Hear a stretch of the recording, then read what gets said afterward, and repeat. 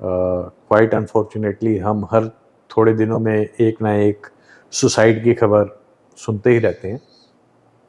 अभी परसों एक आज तक के जर्नलिस्ट ने सुसाइड किया है क्योंकि उसके ऊपर एक झूठा दहेज का मुकदमा दायर हुआ था। थोड़े दिन पहले आपने सुना होगा कि गुड़गांव में एक आईटी कंपनी में काम करने वाले एग्जीक्यूटिव ने सुसाइड किया क्योंकि उस पर झूठा सेक्सुअल हरासमेंट का मुकदमा हुआ था। नोएडा में ऐसी घटनाएं हुई। तो इस तरह की घटनाएं होती रहती हैं। हम सबको ढांढस बधाते हैं, हम सबको कहते हैं कि आप इस तरह के मुकदमों से बचकर निकल सकते हैं, पर क्या वो लोग हम तक हमेशा पहुंच पाते हैं? नहीं, ऐसा ज़रूरी नहीं है। Welcome back to the podcast guys. ये है हमारी शोनी कपूर सीरीज का एपिसोड 2। फर्स्ट एपिसोड में इतना सारा प्यार देने के लिए आपका बहुत बहुत धन्यवाद। एपिसोड 1 नहीं देखा तो आई बटन में लिंक आ रहा होगा, प्लीज जाके देखिए पहले। इस पॉडकास्ट में हम बात करने वाले हैं मेन और उनकी फैमिली कैसे उनकी मेंटल हेल्थ अफेक्ट होती है इन फेक रेप केसेस से, फेक डाउरी केसेस से, फेक 498 के केसेस से।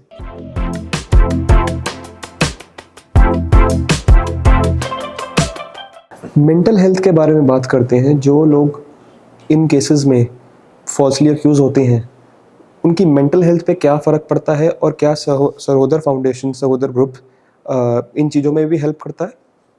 मैं साइकोलॉजिस्ट नहीं हूँ, पर मैंने पढ़ा है कि death, divorce and loss of employment, they are the 3 biggest causes of depression in man.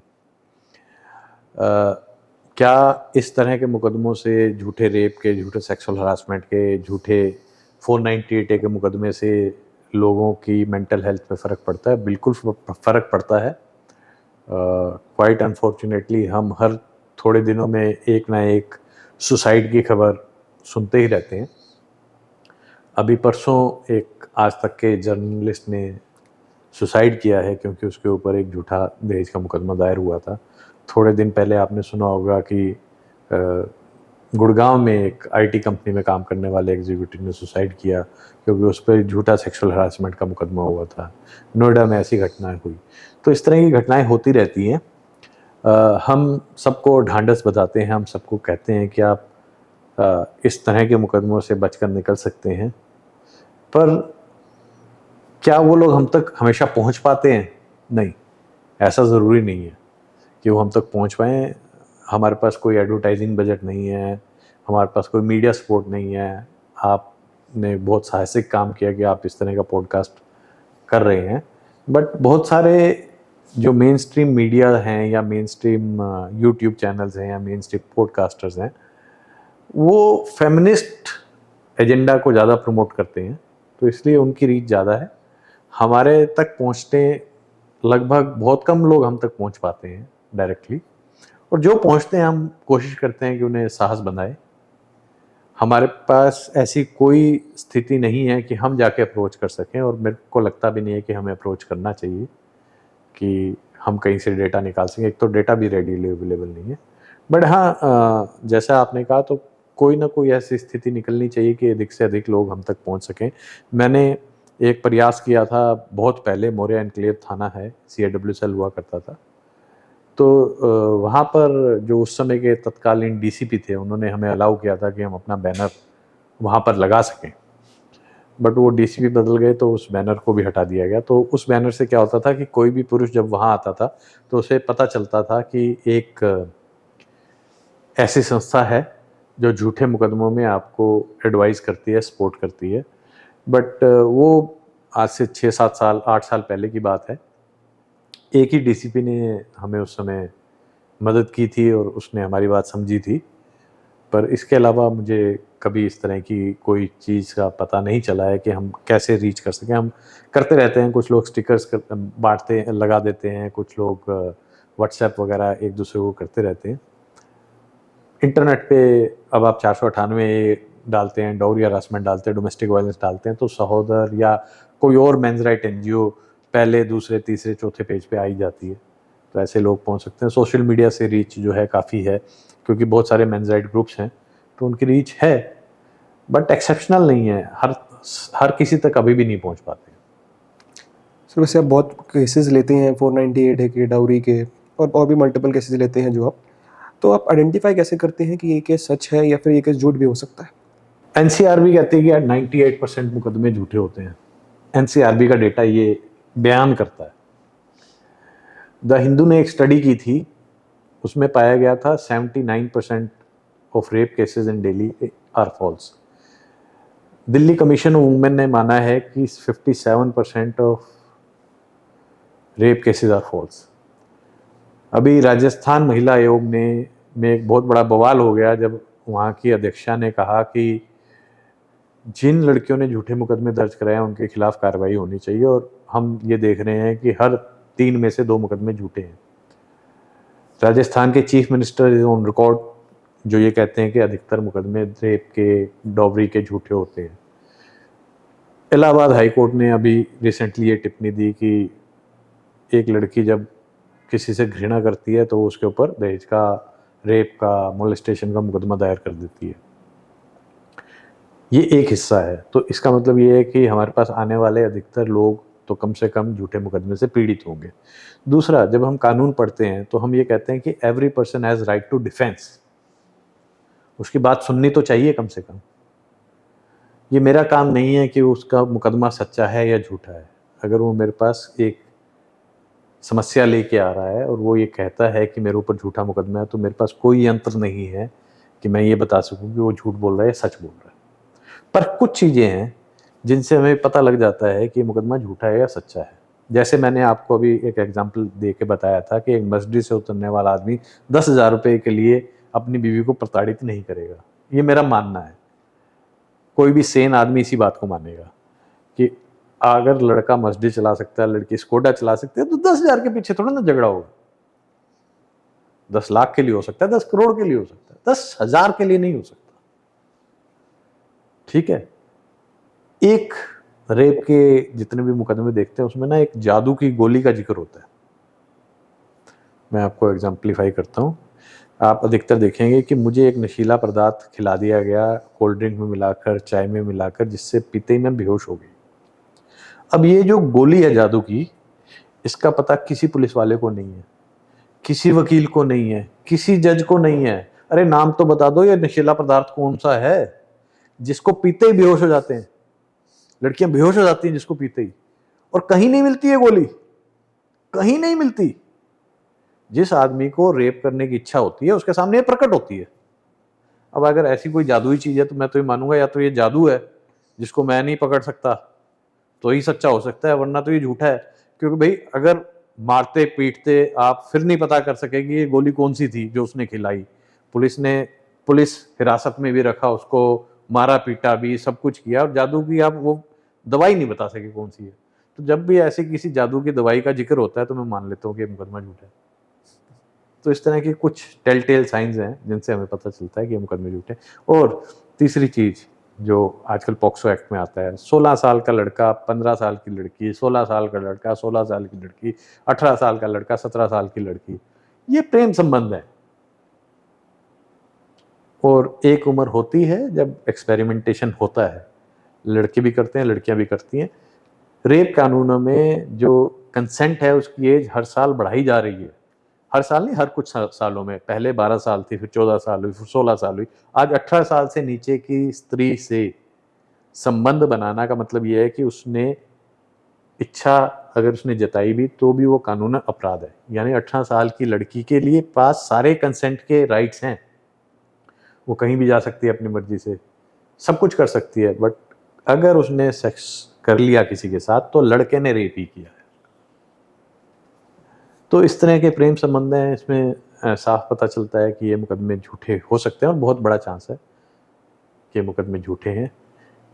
फिर जब सिविल डिस्प्यूट्स होते हैं, मकान का डिस्प्यूट है, पैसे दे रखे हैं, बहुत ज़्यादा चांसेस हैं कि ये मुकदमे झूठे हैं। मैंने इसके बारे में एक और एग्जाम्पलीफाई करने के लिए कहता हूँ कि अगर उसके पास डिफेंस का राइट है तो वो किसी से भी सलाह ले सकता है। ये मेरा काम नहीं है कि उसने सच बोला या झूठ बोला। ये वकील का काम नहीं है कि वकील इस बात पे कहे कि मैं सिर्फ सच्चे केस लूँगा। नहीं, उसके पास जो केस आएगा अगर वो उससे सेटिस्फाइड है क्लाइंट से तो वो केस लेगा। लप्पू सा सचिन है, जैसे ऐसी स्टेटमेंट्स आजकल बहुत आई है सीमा हैदर और सचिन के केस में। तो उसका क्या ओपिनियन है आपका कि अगर यही स्टेटमेंट कोई मैन के द्वारा दी जाती तो वो आज शायद अंदर होता? मैंने ये स्टेटमेंट सुनी नहीं है अनफॉर्चुनेटली, तो मैं पर आपने क्या कहा लप्पू सा सचिन है, तो मतलब कि उसने उसके बारे में एक अनर्गल टिप्पणी की है लड़के के बारे में। पर लड़के के बारे में लड़के को तो कुछ भी कह सकता है, कोई क्राइम नहीं है। लड़की के बारे में कहना ही क्राइम है 509 के अंदर। किसी भी कानून के अंदर, पूरे आईपीसी के अंदर स्त्री द्वारा पुरुष पे की गई किसी प्रताड़ना में कोई सजा नहीं हो सकती। स्त्री स्वतंत्र है। स्त्री अगर प्रॉमिस टू मैरी तोड़ेगा, आदमी कुछ नहीं कर सकता। स्त्री पैसा लेके भाग जाएगी तो कुछ नहीं कर सकता। इवन सीपीसी में अगर आप औरत के खिलाफ डिक्री ले लेते हैं एग्जीक्यूशन में, उसको जेल नहीं होती, पुरुष को जेल हो सकती है एग्जीक्यूशन में। तो वो कहते हैं a king can do no wrong, आजकल हो गया a woman can do no wrong. Police और लॉयर्स का क्या रोल रहता है 498A में, और कैसे वो पुलिस एंड लॉयर हेल्प कर सकते हैं उनकी जो कि फॉल्सली अक्यूज हो रही हैं? क्योंकि ये मदद करने को अगर चाहें तो हर कोई मदद कर सकता है। पुलिस भी मदद कर सकते हैं, लॉयर्स भी मदद कर सकते हैं, और कोर्ट भी मदद कर सकता है, सोसाइटी भी मदद कर सकती है। पर उसके लिए यही है कि समझाया जाए, जब स्त्री किसी ग्रीवियांस के साथ आती है, उसे गलत रास्ते पे ना डाला जाए। उसे ये ना बताया जाए कि आप ये कर सकते हो बदला लेने के लिए, या पैसा कमाने के लिए, या एलिमनी के लिए, या बच्चे की कस्टडी लेने के लिए आप ये सब कर सकते हैं। उसे ना बताया जाए। जब वो पुलिस में जाए तो पुलिस अफसर उसे बताए कि जो आपकी ज़िंदगी निकल जाएगी 5 साल 7 साल मुकदमों में, मैं स्त्रियों के लिए भी बात कर रहा हूँ, ये वो वापस नहीं आने वाले हैं। अगर आपको बहुत थोड़ा धन भी मिल जाएगा, 15 लाख 20 लाख 25 लाख रुपए, तो ये आपकी ज़िंदगी नहीं बदल सकता धन।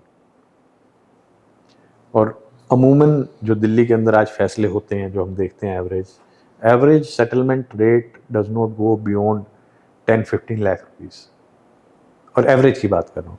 10-15 लाख रुपए में सारी जिंदगी निकालना किसी स्त्री जिसका एक बच्चा भी हो उसके लिए संभव है, और इसके लिए आप 5 साल खराब करते हो। वो 5 साल जो आप प्रोडक्टिव काम में लगा सकते थे, अगर वो 5 साल कमा भी रही होती स्त्री, किसी भी रेट पे कमा रही होती, 25,000 रुपये भी कमा रही होती, तो 5 साल में 15 लाख रुपए वैसे भी कमा चुकी होती। 25,000 रुपये महीना अगर मिनिमम वेजेस से भी दिल्ली में कोई कमा रहा हो, तो 5 साल में तो वो 15 लाख वैसे ही कमा लेगा। और 15 लाख पे आप 5 साल बाद सेटलमेंट करते हैं। मेरे को तो ये कहीं भी समझदारी नहीं लगती, स्त्रियों के लिए भी समझदारी नहीं है इसमें। और उस 15 लाख में से भी आप 2-3-4 लाख रुपए फीस दे देते हो, तो आपके हाथ में पड़ता क्या है? सोसाइटी क्या रोल प्ले करती है इस चीज़ में, और सोसाइटी भी कैसे या समझा के ही हेल्प कर सकती है, या फिर और भी कुछ तरीके हैं जिससे सोसाइटी हेल्प कर सकती है? देखिए जी, गाँवों में ना एक हुक्का पानी बंद करने की प्रथा होती थी कि कोई भी अगर परिवार जो है बात नहीं मानता था, पंचों की, पूरे गांव के अगेंस्ट जाता था, तो उसका हुक्का पानी बंद कर दिया जाता था। मैंने पीछे एक बार ट्वीट कर दिया था ऐसा, तो उसके पीछे मेरे को बहुत फ्लैक मिला था, बहुत लोगों ने मेरे अगेंस्ट लिखा था। जिस परिवार ने झूठा मुकदमा किया हो, उस परिवार के साथ संबंध नहीं रखना चाहिए।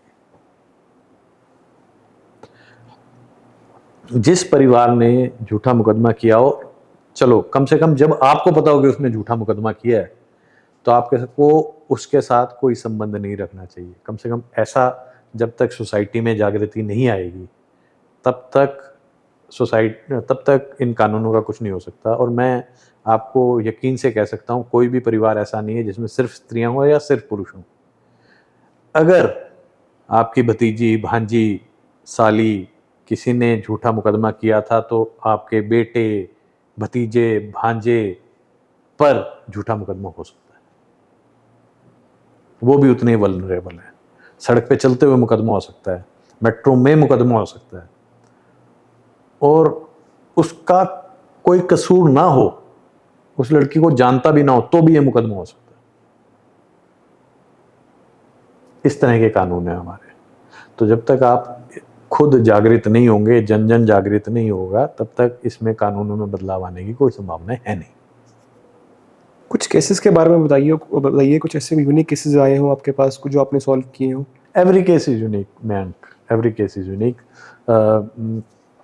दीपिका के साथ मिलकर एक लड़की है, गुड़गांव में रहती है, उसे हमने अरेस्ट कराया था। उसने, गरीब सी लड़की, सिर्फ 7 रेप के मुकदमे दर्ज कराए थे उसने। और जब हम पुलिस स्टेशन जाते थे तो पुलिस ऑफिसर भी कहता था, अरे क्या हो गया, कोई नहीं कोई नहीं। और एफआईआर दर्ज कराने के लिए हमें आफत आ गई थी। ऐसे बहुत सारे केसेस हैं, यूनिक केसेस क्या हैं, रैकेट्स हैं दिल्ली के अंदर, हरियाणा में, राजस्थान में। अगर इंडिया सन्स की बात करें तो उसके अंदर एक स्टोरी है जिसके अंदर जयपुर के अंदर एक रैकेट था जिसमें कि 4-5 स्त्रियां थी, जिसमें एक डीजे थी। उसने हंगामा मचा रखा था, करोड़ों रुपए उसने लोगों से उगा कर लिए थे। जयपुर के अंदर अभी एक रैकेट बस्ट हुआ है जिसमें आईपीएस और आईएएस अधिकारी हनी ट्रैप हुए थे। बहुत सारे, एक नहीं बहुत सारे।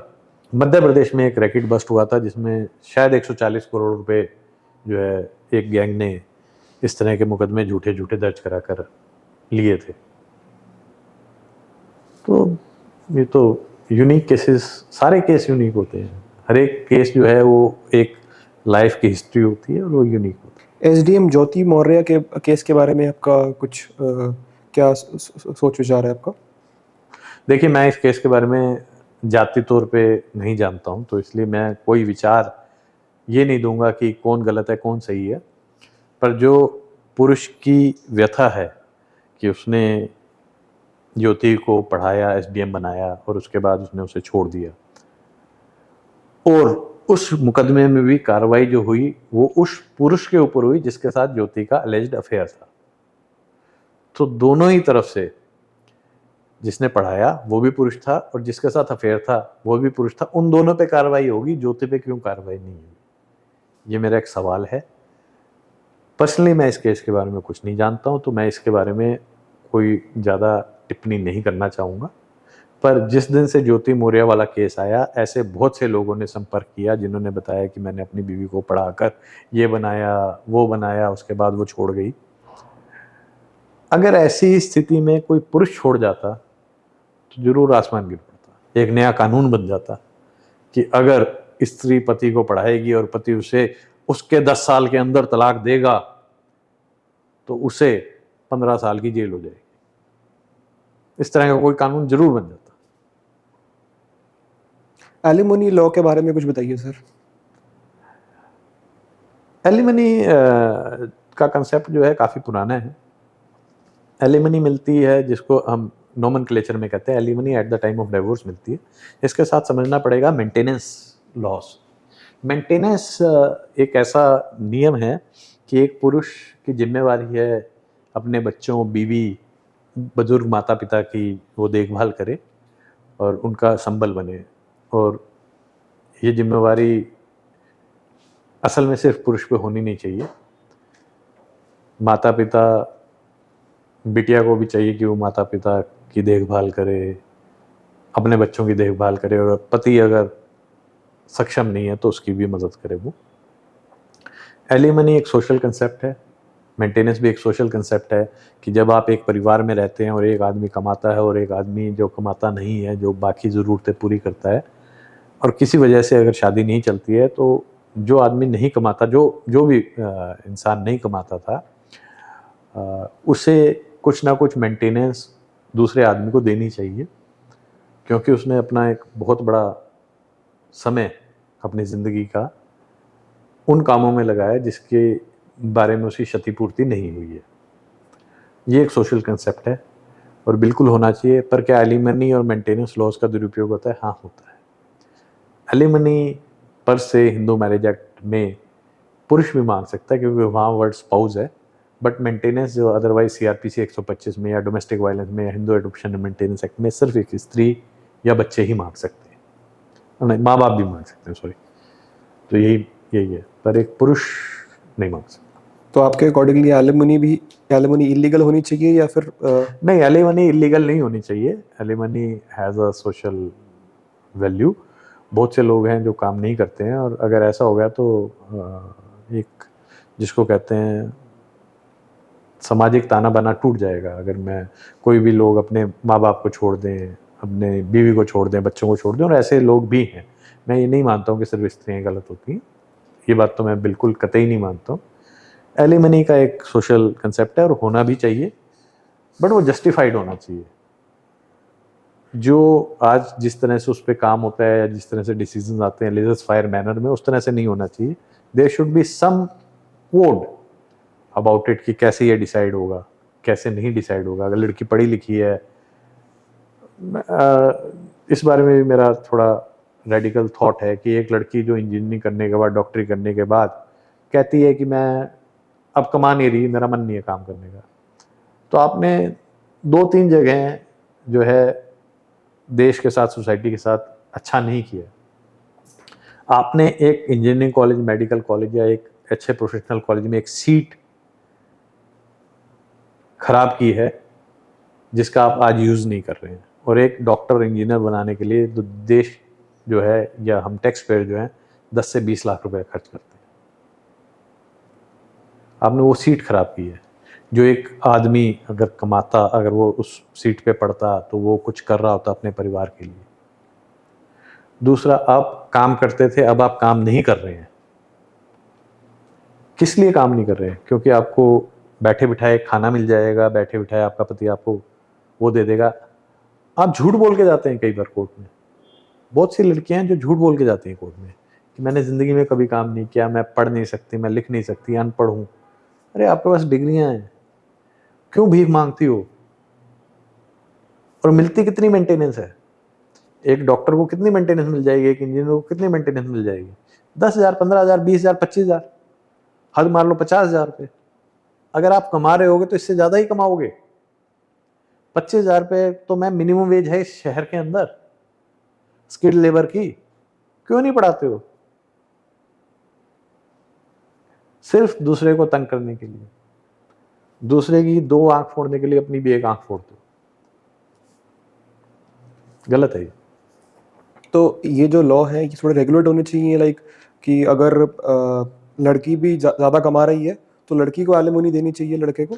कानून ऐसा ही है, हिंदू मैरिज एक्ट में यही लिखा हुआ है कि द वर्ड इज स्पाउस, कि अगर एक के पास इनकम नहीं है तो दूसरा जो है उसे सपोर्ट करेगा।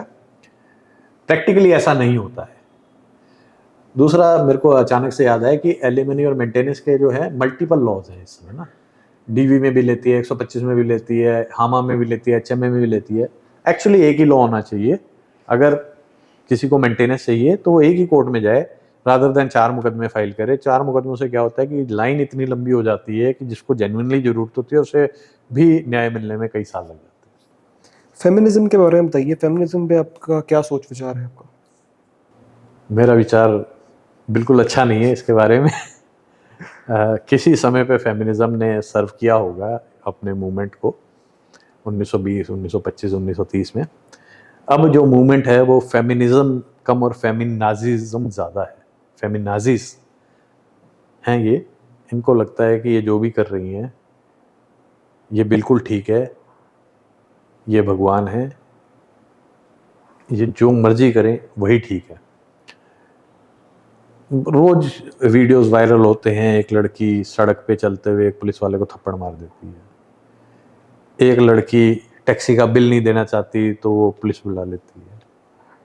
एक लड़की पिज़्ज़ा मंगाती है, उसको अटैक कर देती है और उसके ऊपर 304 उसके ऊपर मोलेस्टेशन का मुकदमा दर्ज कर देती है। ये पावर इसको कहाँ से मिलती है? ये पावर इसको वहाँ से मिलती है कि जहाँ पर उसके सपोर्ट में सारे महिलावादी खड़े हैं जो ये कहते हैं कि औरत कुछ गलत कर ही नहीं सकती। हमारे रेप कानूनों में भी कहते हैं कि अगर सेक्स प्रूव हो गया और लड़की ने ये कहा है कि वो रेप था, मेरी मर्जी नहीं थी, तो सज़ा हो जाएगी। कुछ और प्रूव करने की ज़रूरत नहीं है। सिर्फ लड़की के कहने मात्र से कुछ सर्कमस्टांसेस में, if the relationship is proved and the girl says that she did not consent, it is rape.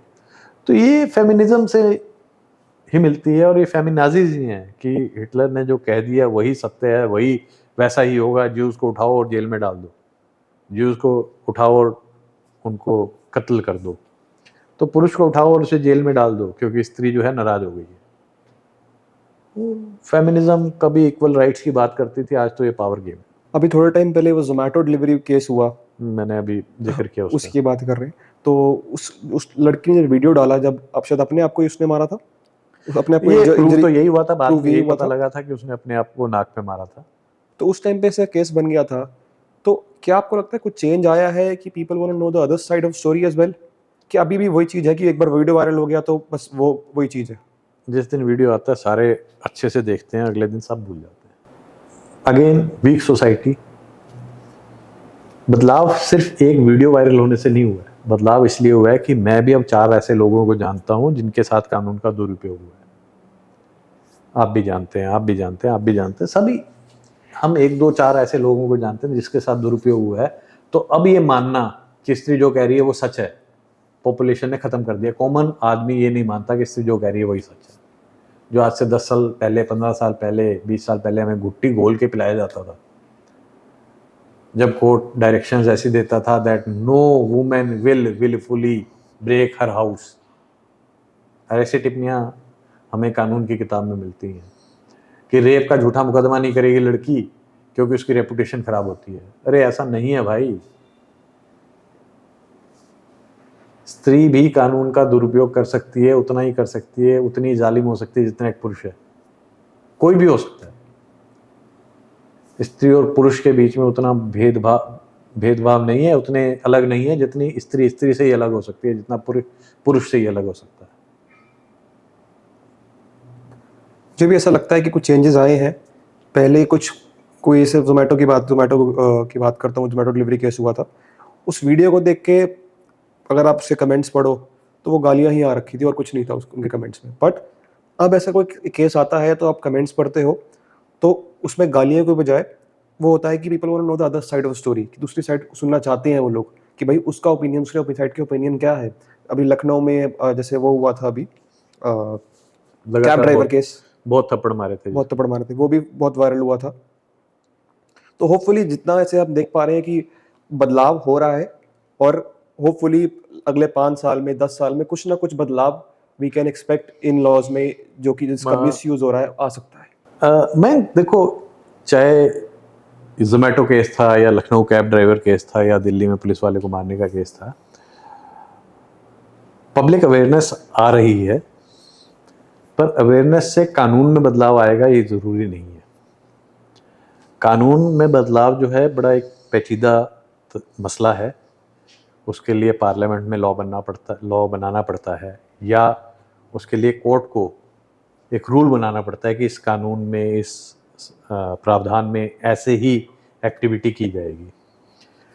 हाँ, पब्लिक अवेयरनेस डेफिनेटली रेज हो रही है। हो सकता है आने वाले 5 से 10 साल में, जिस तरह अंडेश कुमार जजमेंट आई, या उससे पहले सुप्रीम कोर्ट ने एक जजमेंट दी कि आप मीडिएशन मस्ट हो गया है मैट्रिमोनियल केसेस के अंदर, ऐसे ही कोई जजमेंट कल रेप के मुकदमों में आ जाए, मोलेस्टेशन के मुकदमों में आ जाए।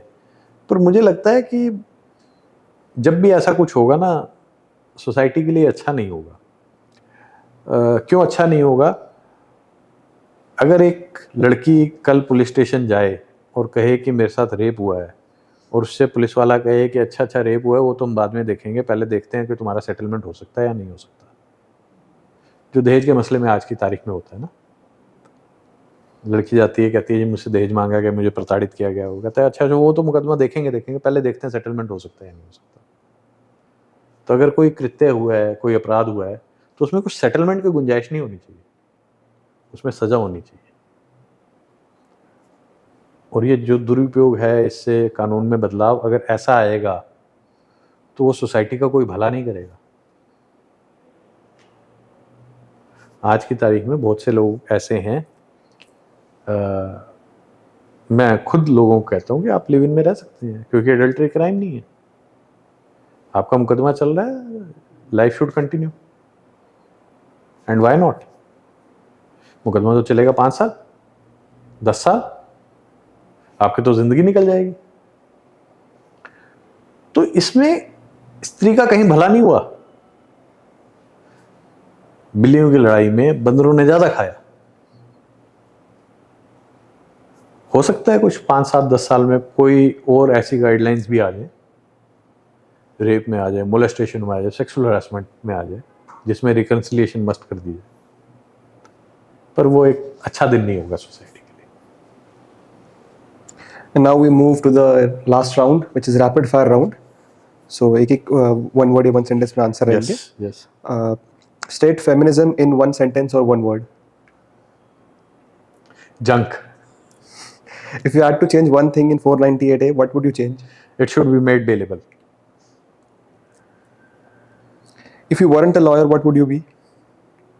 Wasn't a lawyer, a consultant? I was a salesman and I was a VP sales. I would have continued that.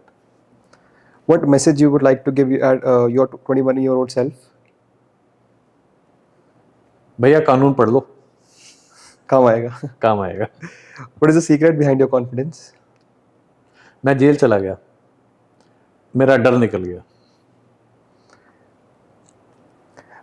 What is the one wish that you would like to fulfill? मेरी life time में कानूनों का दुरुपयोग खत्म हो जाए. 3 things that will make you happy. I'm good food, time with family, good holiday.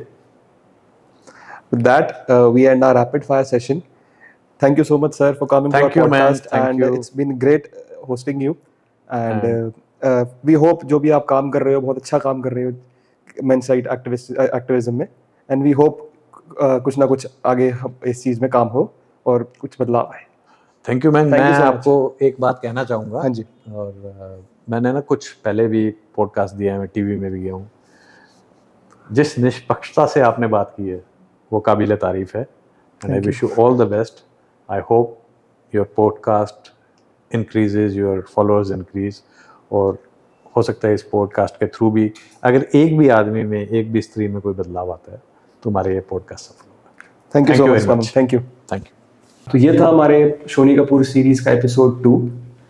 Sir के साथ बहुत सारी बातें करी, बहुत सारी गपशप करी, और यही तो हम करते हैं गपशप विद मयंक में. मेरे ओपिनियन की बात की जाए तो लास्ट 15-20 साल, जैसे शोनी सर ने भी कहा, मिसयूज किया जा रहा है इन लॉस का. And I hope in loss को रेगुलेट किया जाए. अगर आप भी ऐसे किसी व्यक्ति को जानते हो जिसके साथ ऐसी घटना घटी हो तो उसके साथ ये वीडियो जरूर शेयर कीजिए. Thank you so much.